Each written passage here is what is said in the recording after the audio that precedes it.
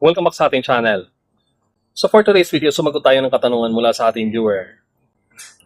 Paano daw ba malaman kung pinapanood ka sa CCTV ng boss mo? So yan ay katanungan mula sa isang viewer natin. So meron talagang iisang paraan para malaman kung pinapanood ka ng boss mo sa CCTV. May lumabas pa nga noon na animation na kapag kulay red or pula daw ang ilaw ng CCTV, ibig sabihin may nanonood sa'yo.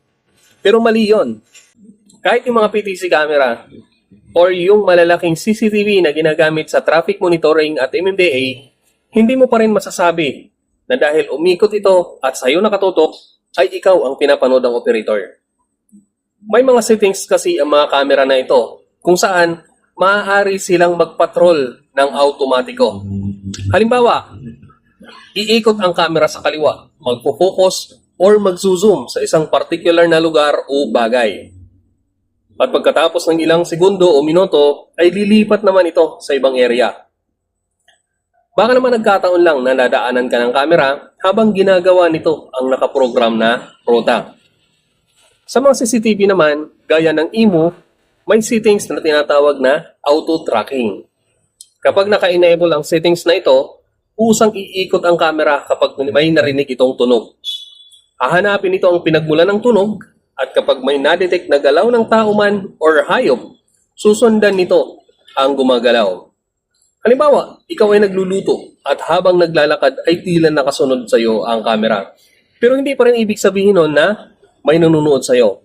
Ang sigurado lamang ay nire-record ng CCTV ang bawat galaw mo kung mayroon itong storage. At dahil umabot ka hanggang dito, sasabihin ko na ang isang paraan para malaman kung may nanonood sa iyo sa CCTV. Halimbawa, ikaw ay kasambahay at nagluluto. May camera sa kusina. Biglang tinawagan ka sa telepono o biglang nagsalita sa CCTV at sinabi ng boss mo, kulang pa ang asin, gawin mo namang parang nasa dagat ang lasa ng pagkain. O kaya naman, ikaw ay security guard at tinawagan ka sa radyo ng CCTV operator at sinabing, hati kayo sa tip na natanggap mo mula sa customer. Sigurado yan, may nanonood sa iyo sa CCTV. Or maaari namang tumawag ang asawa mong nasa barko at tatanungin ka kung bakit laging namamatay ang CCTV sa kwarto tuwing dumadalaw ang kumpare mo. Paktay ka dyan. Okay, so ngayon alam mo na sa kung paano malaman, paano ma-detect kung ikaw ba ay pinapanood or minomonitor sa CCTV. Okay, so yan, ngayon alam mo na yan. Ulit, kung may katanungan ka, sana na nasagot ko yung katanungan mo.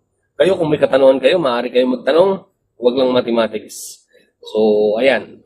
Kung asawa mo nagtatanong, bakit namamatay sa TV sa kwarto kapag nandyan yung kumpare mo, sigurado yan, minomonitor ka, paktay ka dyan.